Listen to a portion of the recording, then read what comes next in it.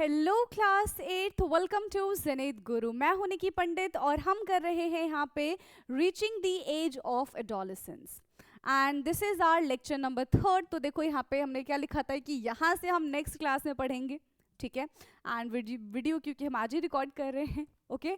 सो यहाँ से स्टार्ट करते हैं। So how is the sex of baby determine, किसी बच्चे का हम सेक्स किस तरीके से डिटरमाइन कर सकते हैं कि ये बॉय है या फिर ये गर्ल है, ओके। सो देखो क्या लिखा है, पहेली की बात चल रही है यहाँ पे। I heard my mother and my aunt talking about my cousin, ठीक है भाई। तो पहेली की मदर और एक आंटी है, वो क्या बात कर रही है, उनके कजन के बारे में बात कर रही है। Who is going to have a baby, ठीक है। There were discussing whether she would give birth to a boy और अ गर्ल। तो वो क्या डिस्कस कर रहे हैं कि ये जो कजन है, जो पहेली की कजन है, उनका बेबी बॉय होगा या फिर बेबी गर्ल होगी। I wondered what make the fertilized egg develop either into a boy or a girl। तो अब देखो पहेली को बहुत, इतना तो पहेली को पता चल गया था अब तक के चैप्टर से कि जब female gamete and male gamete fuse होते हैं तो जाइगोट का फॉर्मेशन होता है और बेबी प्रोड्यूस होता है। बट कैसे पता चलेगा कि बॉय बेबी हो रहा है या फिर गर्ल बेबी हो रहा है ना। सो बॉय और a girl. So inside the fertilized egg और zygote is the instructions for the determining the sex of a baby. तो जाइगोट के अंदर ही क्या होता है, कुछ इंस्ट्रक्शंस होते हैं जिससे हमें बेबी के सेक्स के बारे में पता चलता है। And this instructions is present in the thread like structure called chromosomes. और ये सारी इंफॉर्मेशन किस में होती है, क्रोमोसोम्स में होती है। तो बेसिकली ये जो क्रोमोसोम्स होते हैं ये पेयर्स में होते हैं, ठीक है। तो हाफ पेयर ऑफ क्रोमोसोम्स आते हैं फादर की तरफ से, हाफ पेयर ऑफ क्रोमोसोम्स आते हैं मदर की तरफ से। वो दोनों क्रोमोसोम्स आके, ठीक है, किस में आ जाते हैं, बच्चे में आ जाते हैं। In the fertilized egg chromosomes are present inside the nucleus of every cell. हर सेल के अंदर क्रोमोसोम्स प्रेजेंट होता है एंड यही क्रोमोसोम्स ये बताता है, ठीक है। इसके अंदर एक हम बोल सकते हैं कि जो पेयर है, देखो यहाँ पे लिखा हुआ है 23 पेयर। तो एक पेयर जो है यहाँ पे वो सेक्स के बारे में बताता है बच्चे के। In the fertilized egg, chromosomes are present inside the nucleus of every cell. All human beings have 23 pair of chromosomes. सबके पास, आपके पास भी 23 पेयर है, हमारे पास भी 23 पेयर है, ठीक है। लेकिन अगर जो बच्चा होगा तो 23 पेयर में से क्या होगा, 23 पेयर के बारे में बात करें मतलब आपके पास टोटल 46 क्रोमोसोम्स है, ठीक है। तो 23 क्रोमोसोम्स मदर के जाएंगे, 23 क्रोमोसोम्स फादर के जाएंगे एक बच्चे के अंदर, ठीक है। 2 chromosomes of out of these are sex chromosomes. तो इसमें से 1 पेयर के बारे में बात कर ले या फिर 2 क्रोमोसोम्स आप डायरेक्टली बोल लो, वो कौन से क्रोमोसोम्स कहलाते हैं, उनको हम सेक्स क्रोमोसोम्स बोलते हैं और उनका नाम क्या है, एक्स एंड वाई। फीमेल के अंदर ये जो क्रोमोसोम्स है वो दोनों एक्स एक्स से होते हैं, मेल के अंदर एक्स वाई से होते हैं। X represent girls and Y represent boy. और female has 2 x chromosomes, female के अंदर तो दोनों के दोनों ही एक्स क्रोमोसोम्स होते हैं। while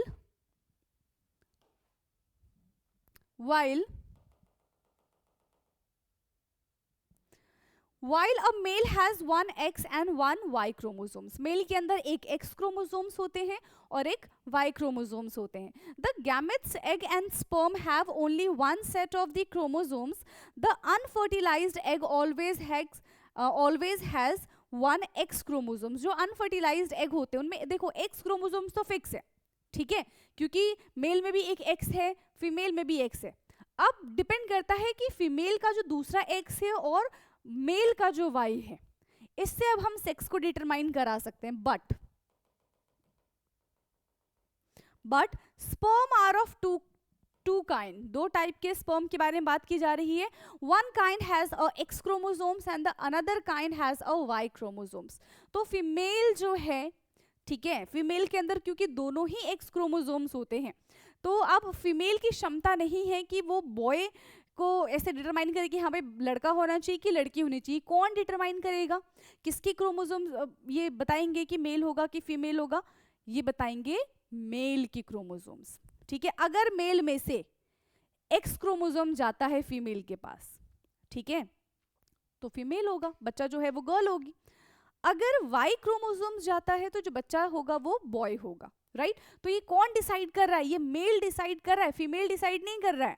तो जो कहते हैं ना कि बेसिकली जनरली होता क्या है कि गर्ल्स को टारगेट किया जाता है, विमेंस को टारगेट किया जाता है, ठीक है, कि बेटी नहीं होनी चाहिए। क्यों भाई? फीमेल तो डिटरमाइन ही नहीं कर रही है, फीमेल के पास तो ये राइट ही नहीं है, इंटरनली भी फीमेल के पास राइट नहीं है कि वो चूज कर सके कि मेल होगा या फिर फीमेल होगा, ठीक है, बच्चा जो है वो गर्ल होगा या फिर बॉय होगा। ये किसके पास है? एक्स वाई क्रोमोसोम्स किसके पास है? मेल के पास है। तो गलती किसकी होती है? मेल की होती है, बट कोई मानता नहीं है, ठीक है। So when a sperm containing x chromosomes, अगर स्पर्म्स में एक्स क्रोमोसोम्स होगा, fertilize the egg, zygote would have the 2 x chromosomes and develop into a female child. तो फीमेल के पास तो ऑलरेडी एक्स क्रोमोसोम्स है, ठीक है, वो कुछ डिसाइड ही नहीं कर रही है, मेल डिसाइड कर रहा है। अगर स्पर्म से एक्स क्रोमोसोम्स गया फीमेल में तो बेबी गर्ल होगी, अगर मेल स्पर्म में वाई क्रोमोसोम्स गया फीमेल में तो बेबी बॉय होगा, ठीक है। If the sperm contributes Y chromosomes to the egg or the ova at fertilization, the zygote would develop into a male child. तो XX is female, XY is male. Clear है? So who is responsible for this? Only men's or only males are responsible for this, not female. ठीक है भाई? तो यहाँ पे दिख रहा है आपको फीमेल के पास तो X है, कोई चांस नहीं है, तो ये एक एग है। क्या गया? अगर एक्स आएगा, फीमेल के पास ऑलरेडी एक्स है, अगर मेल का एक्स आया तो यहाँ पे फीमेल या फिर गर्ल बॉर्न होगी। अगर मेल का वाई क्रोमोसोम आया फीमेल के पास तो यहाँ पे बॉय होगा, ठीक है। क्लियर है इतना? तो girls XX and boy XY. Now you know that the sex chromosomes of a father determine the sex of an unborn baby. Yes, तो फादर की वजह से ही किसी बच्चे का सेक्स डिटरमाइन होता है, ठीक है। The belief that the mother is responsible for the sex of her baby is completely wrong. यही मैं आपको बता रही हूँ कि जो लोग कहते हैं, ठीक है, फीमेल्स को जो टारगेट करते हैं कि हमें बॉय बेबी ही चाहिए, हमें गर्ल बेबी नहीं चाहिए, तो female is not responsible for that. तो उसको क्यों कहा जा रहा है, उनको क्यों टारगेट किया जा रहा है, ठीक है। हर बेबी इज कंप्लीटली रॉन्ग, ठीक है, sex of the baby is completely wrong and the blame her of this is totally unjustified, of course. तो उस पे जो ब्लेम लगाया जा रहा है, सारी चीजें बिल्कुल बेकार है, अनजस्टिफाइड है, ये चीज नहीं होनी चाहिए। और ये चीज पता है तभी होती है जब हमें किसी चीज की नॉलेज नहीं होती। That's why education is important, ठीक। Now hormones other than sex hormone, अब देखो 23 पेयर था जिसमें एक पेयर कौन सा था? सेक्स हार्मोन था। अब 22 जो पेयर है, ठीक है, उनमें भी कुछ ना कुछ तो चीजें होंगी जो हम अपने फादर से, जो अपने मदर से एक्वायर करेंगे। एक तो हमने सेक्स ले लिया, ठीक है, यानी कि हमारे पास ये पता चल गया कि बॉय है कि गर्ल है एक पेयर से। बाकी के पेयर से क्या होगा? Hormones other than sex hormones, ठीक है। So the hormones secrete by the puberty stimulates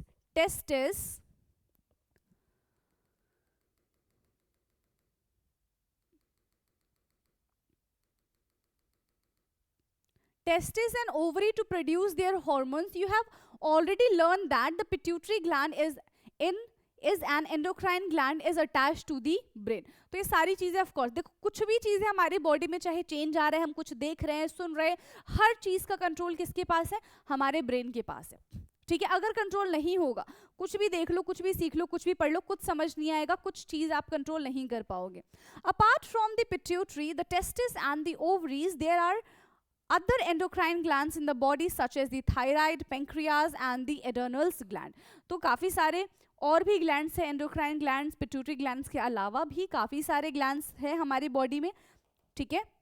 जैसे कि यहाँ पे देखो पिट्यूटरी ग्लैंड, ठीक है, यहाँ क्या प्रेजेंट है? Pituitary gland, this is thyroid gland, adrenal gland जो हमारी किडनी के ऊपर प्रेजेंट होता है, that is called adrenal gland, pancreas, position of the ovary in female, this is the position of ovary, ठीक है, यहीं पे फर्टिलाइज होगा, यहाँ पे जाएगा, यूट्रस में जाएगा और यूट्रस में जाके बेबी प्रोड्यूस होगा। एंड टेस्टिस जो होते हैं वो किस में प्रेजेंट होता है? मेल में प्रेजेंट होता है। Position of endocrine gland in the human body, तो ये सारे के सारे एंडोक्राइन ग्लैंड के पोजीशन थे।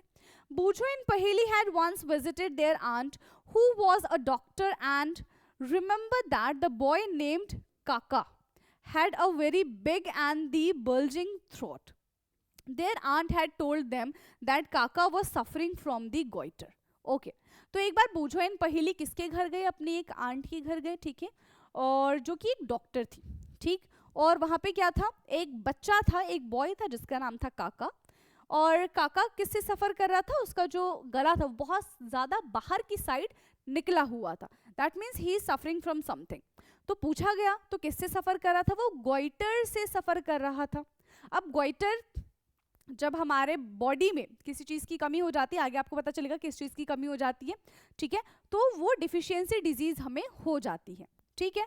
और disease of the thyroid gland, तो ये किसका डिजीज है? एक थायराइड ग्लैंड का डिजीज है। अभी हमने ऊपर देखा था ना, यहाँ पे थायराइड ग्लैंड प्रेजेंट होता है।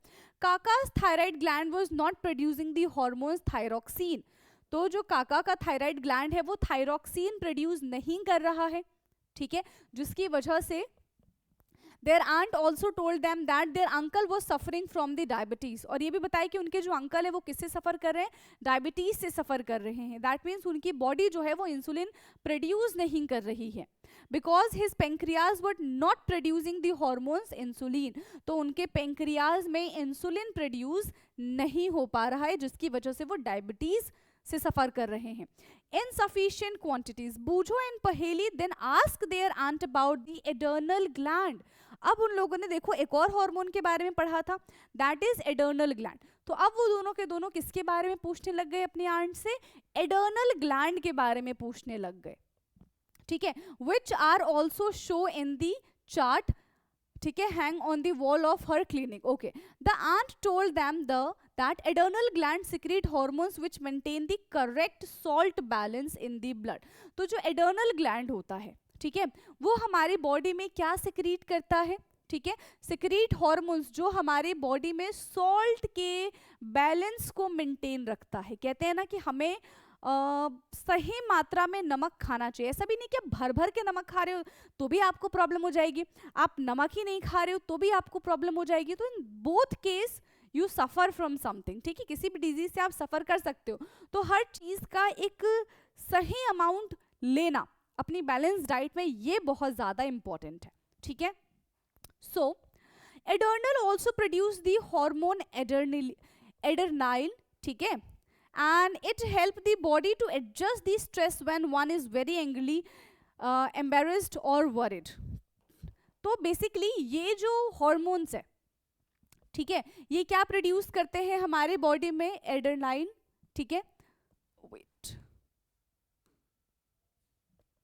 It help the body to adjust stress, ये हमारी बॉडी में स्ट्रेस, ठीक है, हमारा गुस्सा, इन सबको क्या करता है? एडजस्ट करता है। Thyroid and adrenal secrete their hormones when they receive orders from the pituitary gland and its hormones pituitary also secrete growth hormones. Growth hormones यानी कि हम कितने बड़े होंगे, कितने छोटे के छोटे रह जाएंगे, डॉर्फ रह जाएंगे, बहुत ज़्यादा टॉल हो जाएंगे, तो ये कौन डिटरमाइन करता है? ग्रोथ हार्मोन, ठीक है, और इसको सिक्रीट कौन करता है? Pituitary gland, which is necessary for the normal growth of a person, ठीक। नाउ फिर से यहाँ पे बूझो आ चुका है। Are there hormones in other animals also, have they any role to play in the reproduction? तो देखो हॉर्मोन्स का रोल रिप्रोडक्शन में है क्या, ये बताइए। क्या हॉर्मोन्स, देखो हॉर्मोन्स जो है वो सारी चीजें कंट्रोल करता है, ऑफ कोर्स उसका रोल होगा। Roles of hormones in completing the life history of insects and frog. तो अब हॉर्मोन्स देखेंगे हम एनिमल्स के अंदर। अभी जो चीज़ें देख रहे थे हम सिर्फ और सिर्फ ह्यूमंस के अंदर देख रहे थे, ठीक है, अब हम देखने वाले हैं इंसेक्ट्स एंड फ्रॉग्स में कि हॉर्मोन्स का क्या रोल है। You have already learned about the life cycle of the frog. तो प्रीवियस चैप्टर में ही हमने फ्रॉग का लाइफ साइकिल देखा था।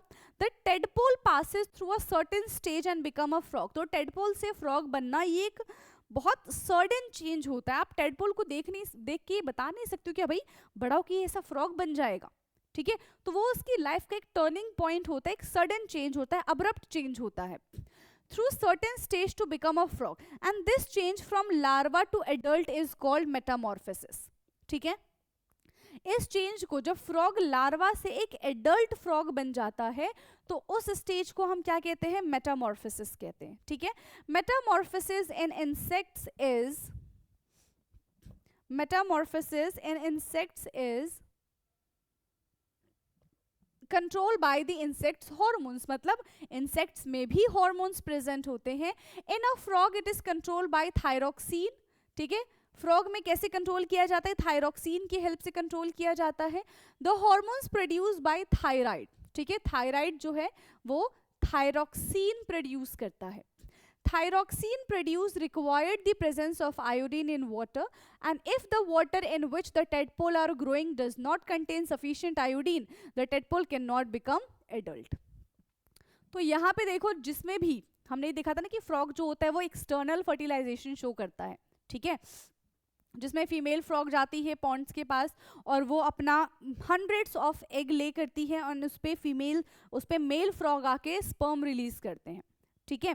सो यहाँ पे क्या होगा, जिस भी वाटर में वो ग्रो कर रहे हैं उसमें क्या होना चाहिए, वो सॉल्टी वाटर होना चाहिए, ठीक है, उसमें सफिशिएंट अमाउंट में आयोडीन प्रेजेंट होना चाहिए। और आयोडीन किसमें प्रेजेंट होता है, सॉल्ट में प्रेजेंट होता है, ठीक है। अगर वो नहीं प्रेजेंट होगा, सफिशिएंट आयोडीन प्रेजेंट नहीं होगा तो tadpole can not become adult, वो टेडपोल से फ्रॉग नहीं बन पाएंगे, ठीक। If people do not have enough iodine to their diet, will they get goiter caused by the lack of thyroxine? Yes, उनकी बॉडी में क्या हो जाएगा, नमक की कमी हो जाएगी, आयोडीन की कमी हो जाएगी बेसिकली, क्योंकि जो कि नमक में प्रेजेंट होता है, और फिर उनको गोइटर होने का प्रॉब्लम हो जाएगा, ठीक है। उनका जो ये यहाँ पे गला जो है वो ऐसे इस तरीके से सूज जाएगा, स्वेल हो जाएगा। Now activity 7.3, collect information from magazines or from doctors and prepare a note on their importance of the consuming iodized salt. You can also look for this information on the internet. तो आपने पढ़ा होगा ना नमक के बारे में, टाटा नमक है सबसे अच्छा, ऐसा कुछ वो अपना ऐड देते हैं, ठीक है। बहुत सारे नमक आते हैं फिर उनको फेल करके टाटा नमक है सबसे आगे, ऐसा कुछ। तो उसमें बोलते हैं कि दिस इज आयोडाइज्ड सॉल्ट, है ना। तो अगर हमारे नमक में आयोडीन है तो वो हमारे लिए बेहतर है और हमें एक सफिशिएंट अमाउंट में ही नमक लेना चाहिए, अदरवाइज फिर तो हमें बीपी की भी प्रॉब्लम हो जाएगी, ठीक। 7.9 रिप्रोडक्टिव हेल्थ। अब हम बात करते हैं रिप्रोडक्टिव हेल्थ के बारे में। So the physical and the mental well being of an individual is regarded as a individual's health. अगर हम फिजिकली मेंटली फिट है, मतलब एक इंडिविजुअल कैसा है, बहुत ज्यादा हेल्दी है। To keep the body healthy, every human beings at any age needs to have a balance diet. अगर हम चाहें कि हम हेल्दी दिखे, सुंदर दिखे, अच्छे दिखे, फिट दिखे, बहुत एनर्जेटिक दिखे, तो उसके लिए क्या होना चाहिए, एक हेल्दी डाइट हमें कंज्यूम करना चाहिए। ऐसा नहीं कि सुबह 12 बजे उठ के हम पराठे खा रहे हैं, पूड़ी खा रहे हैं, ठीक है, फिर सो गए, फोन चला रहे, फिर रात को हम बेड पे बैठे बैठे फिर हमने 4-5 पूड़ियाँ खा ली। तो that is not called a balance diet. For balance diet हमें खाना खाने के साथ साथ we have to do the exercise, we have to do workout, so that कि जितनी भी कैलोरीज हैं, एक्स्ट्रा कैलोरीज हैं, वो हमारी बॉडी से बर्न हो जाए, ठीक है, हम हेल्दी रहे, हमारे जितने भी बॉडी फंक्शंस है वो अच्छे से काम करें। So that is called a fit person.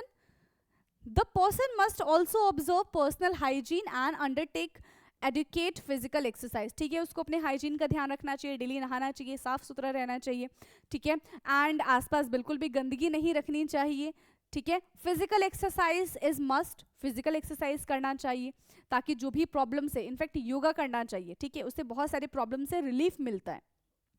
During adolescence, however, these become even more essential as the body is growing. तो जैसे जैसे हम बड़े होते जाते हैं वैसे वैसे इन सब की, जैसे कि पहले मान लो 10 मिनट हम वॉक करते थे, ठीक है, छोटे बच्चे हुआ करते थे, तो फिर आगे जाके हमें आधा घंटा 1 घंटा इस तरीके से अपनी एक्सरसाइज बहुत एक्सेसिव कर लेनी चाहिए, ठीक है, हमारे बैलेंस डाइट के हिसाब से। अगर हम कुछ बहुत ज़्यादा कार्बोहाइड्रेट प्रोटीन वाला खाना खा रहे हैं, सो हमें उसके साथ साथ एक्सरसाइज योगा भी करना चाहिए, अदरवाइज उन सब का कोई फ़ायदा नहीं होगा, ठीक।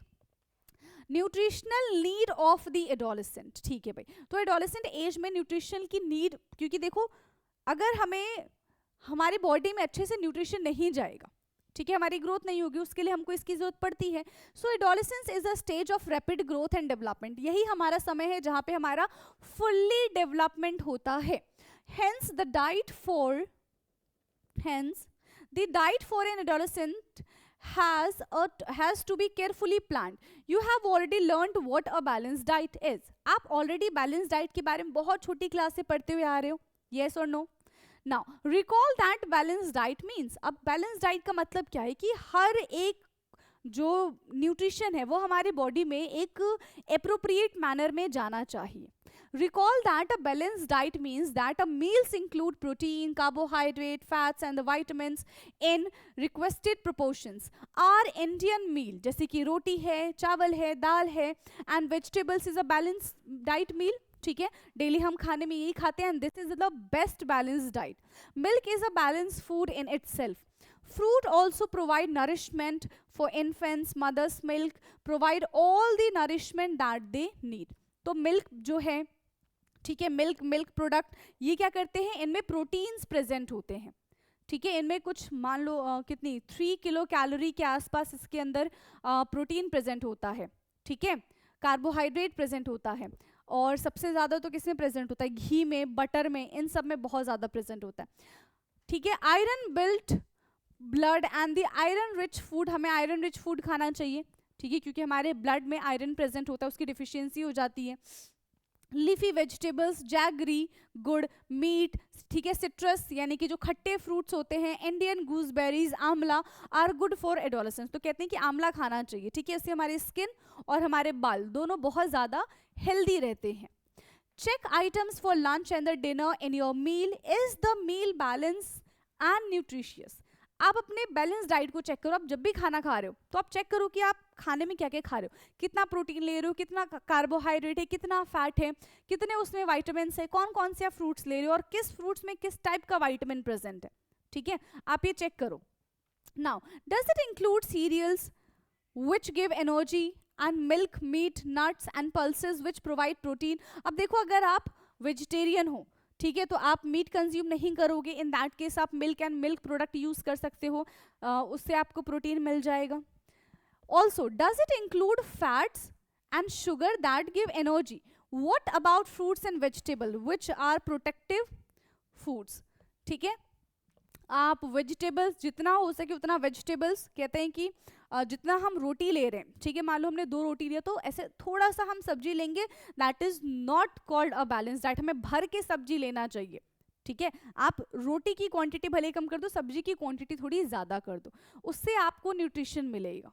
ठीक, चिप्स एंड पैक्ड और tinned snacks though very tasty should never replace a regular meal as they do not have adequate nutritional values. तो जितने भी हम जंक फूड खाते हैं, ठीक है, तो उनके अंदर कोई भी ऐसी न्यूट्रिशनल वैल्यू नहीं होती. हाँ, उसके पैकेट के पीछे लिख दिया जाएगा कि ये चीज़ें मिली होती है, बट उतनी अप्रोप्रिएट मैनर में नहीं मिली होती है कि आपको वो न्यूट्रिशन प्रोवाइड कर सके. ठीक है, तो इन सबको जितना हो सके उतना अवॉइड हम करेंगे एंड अपने घर के खाने पे ज़्यादा फोकस करेंगे. ओके, जो कि हमें अच्छा नहीं लगता है. ठीक है, घर का खाना ना. Now activity 7.4.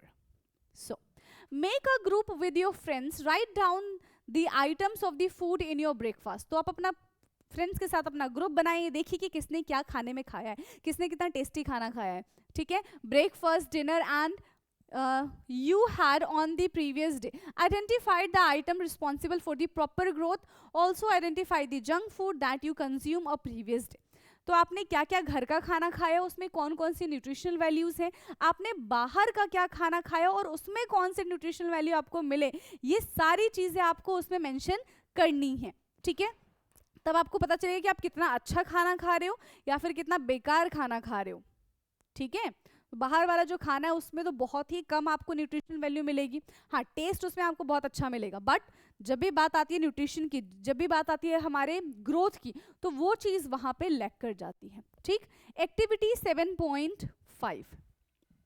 So get idea from the picture given in the figure 7.6. Prepare chart or posters and paste them in a class so that you are aware of the diet for the adolescent. ठीक है, तो आपको एक chart, picture, इस तरीके से poster बनाना है ताकि आप देखो इस तरीके से, ताकि आप अवेयर हो सके कि कौन सी चीज़ें से हमें क्या मिलता है. ठीक है, You may use your creative ideas and present it like an advertisement. You may even organize a competition on this topic. ठीक है, तो आप कंपटीशन भी कर सकते हो अपने फ्रेंड्स के साथ।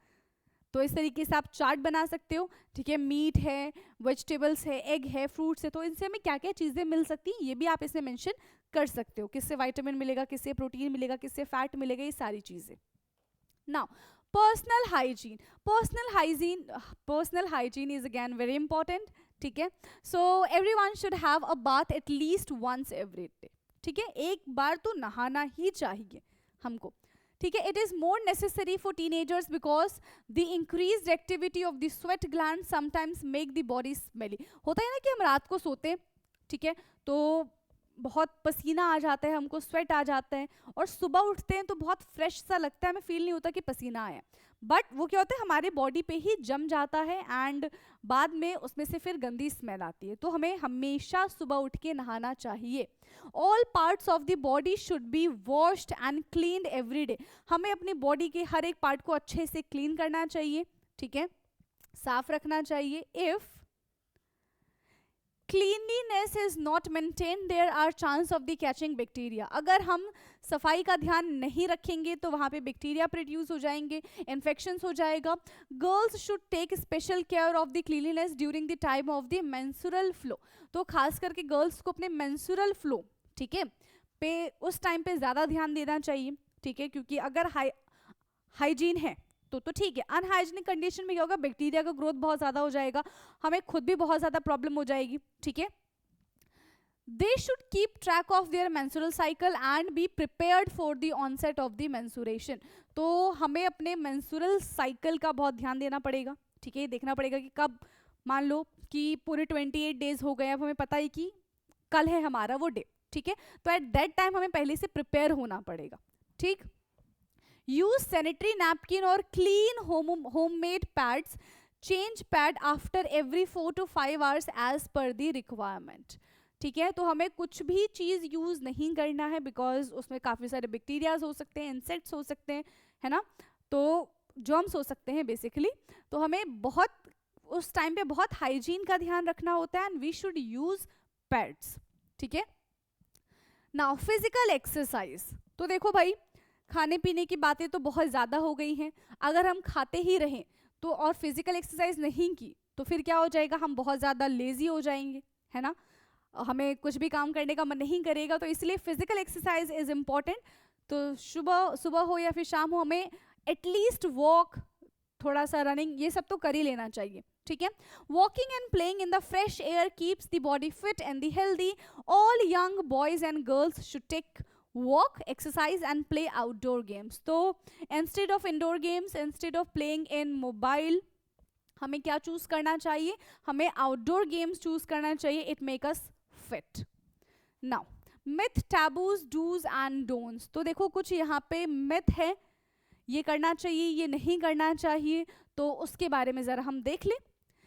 You have learned here and from the chapter 6 the scientific fact related to the human reproduction। ठीक है भाई, तो human reproduction से related यहाँ पे कुछ बातें हैं। There are many wrong notions which you should now be able to discard as informed adolescent। For example, there are myth and the taboos regarding bodily change that adolescents experience. Some of these are given below. You can now argue why these are myth and not facts। ये myth है, ठीक है, जो नीचे चीजें लिखी गई हैं वो मिथ है, फैक्ट नहीं है। क्यों? अ गर्ल बिकम प्रेग्नेंट, ठीक है, फिर क्या है, if she look at the boy during menstruation. No, that is not correct, ठीक है, क्योंकि रिप्रोडक्शन का जो प्रोसेस है वो कब स्टार्ट होता है, when male gametes and female gametes fuse together. Menstrual में किसी को देखना इज नॉट यहाँ पे क्या लिखा है, गर्ल बिकम प्रेग्नेंट, नहीं भाई, किसी को देख के नहीं हो सकता है, खास करके मेंस्ट्रुअल में बिल्कुल भी नहीं। अब mother is responsible for the sex of her child, बिल्कुल भी नहीं। Father is responsible for the sex of her child, ठीक है, क्योंकि फादर के पास वो क्रोमोसोम्स होते हैं, मदर के पास वो क्रोमोसोम्स नहीं होते हैं। A girl should not be allowed to work in the kitchen during the menstruation. This is also a myth, ठीक है। Now you may come across many of the other myths and taboos, discard them। तो जो भी आपको myth लगता है don't believe, ठीक है, आप उसको discard करिए, उसकी कोई ज़रूरत नहीं है हमारी लाइफ में। चलिए, तो अभी और है इसमें,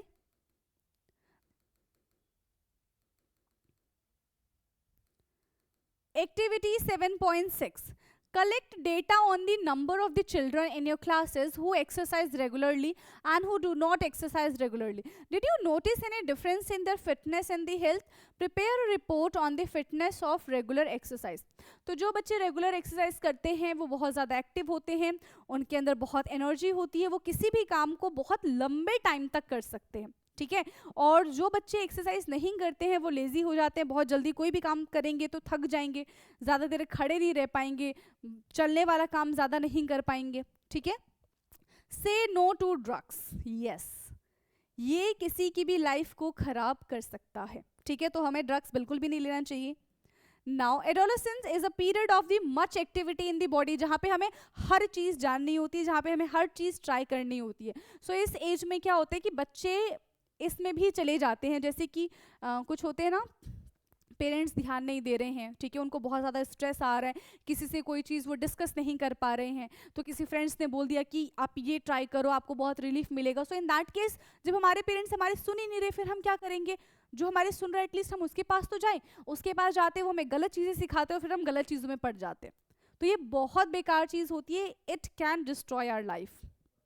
So it is normal part of the growing up, so do not feel confused or insecure. जो भी प्रॉब्लम चल रही है, just face it, just talk about this with your parents, with your friends, ठीक है, जो आपको समझते हैं उनसे, ना कि किसी से भी आप ये जाके बातें करो।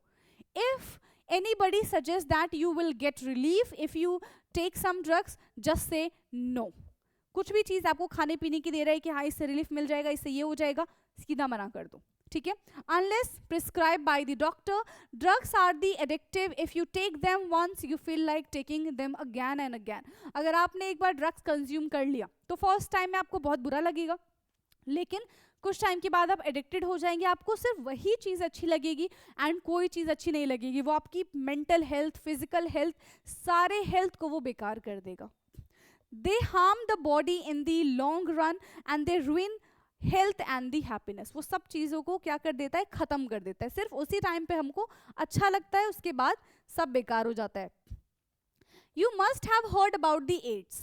आपने एड्स के बारे में सुना है, आपने HIV के बारे में सुना है, which is cause by a dangerous virus. This virus can pass to a normal person from an infected person by sharing the syringe using the injections, injecting drugs. तो देखो जो एड्स है, HIV है, वो इन्फेक्टेड पर्सन से healthy person को हो सकता है थ्रू कि हम उनकी कोई सी भी चीज़ों का इस्तेमाल कर रहे हैं। जैसे आपने देखा डॉक्टर्स हमें इंजेक्शन लगाते हैं, तो अगर एक पर्सन को उन्होंने इंजेक्शन लगाया तो उसके बाद वो उसको वापस से यूज़ नहीं कर सकते। अगर उन्होंने यूज़ किया और सामने वाला पर्सन इन्फेक्टेड है या फिर उसको कोई प्रॉब्लम है, तो वही सेम डिजीज़ हमें भी हो जाएगी।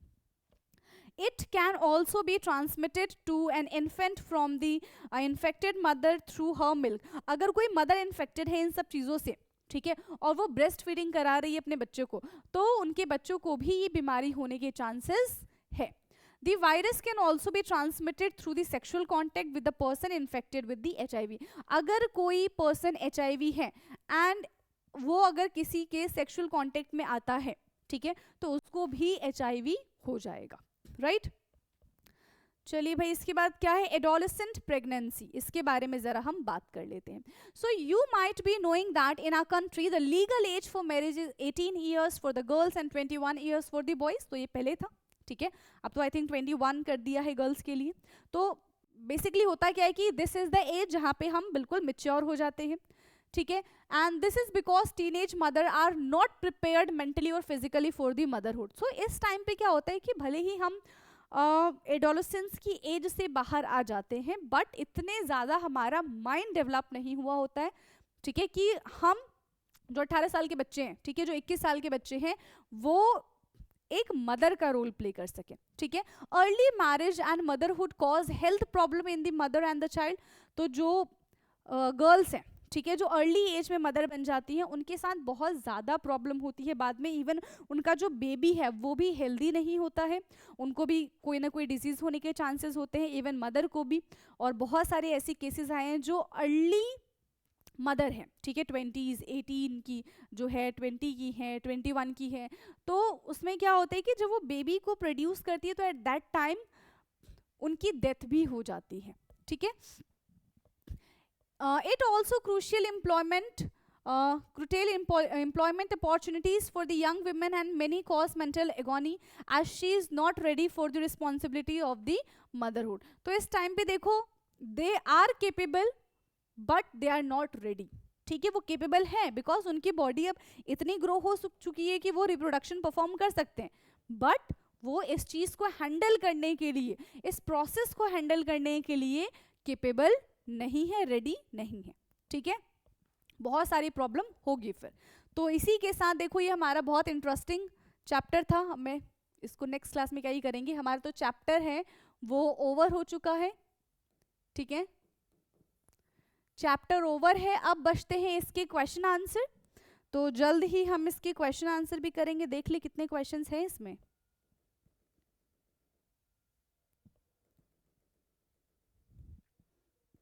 सेवन. ओके 8 9 ठीक है भाई. टोटल नहीं 9 क्वेश्चन है टोटल. ठीक है, तो इन सब को अब हम नेक्स्ट क्लास में डिस्कस करेंगे. तो आई होप कि ये चैप्टर आपको इंटरेस्टिंग लगा होगा. आपने काफ़ी सारी चीज़ें इस चैप्टर से और इसके प्रीवियस चैप्टर से सीखी होगी. ये बहुत इंपॉर्टेंट है आपके अभी का जो आपका फेज चल रहा है उसके लिए. ठीक है, आपको ये सारी चीज़ें सीखनी चाहिए एंड आई होप कि आपने इस चैप्टर के थ्रू ये सारी चीज़ें सीखी भी हैं. तो मुझे कमेंट बता देना कि आपको चैप्टर कैसा लगा है, आपने क्या क्या चीज़ें सीखी हैं. बाकी का discussion will do in next class जिसमें हम क्वेश्चन आंसर करेंगे. ओके, तब तक के लिए पढ़ते रहिए. Thank you so much.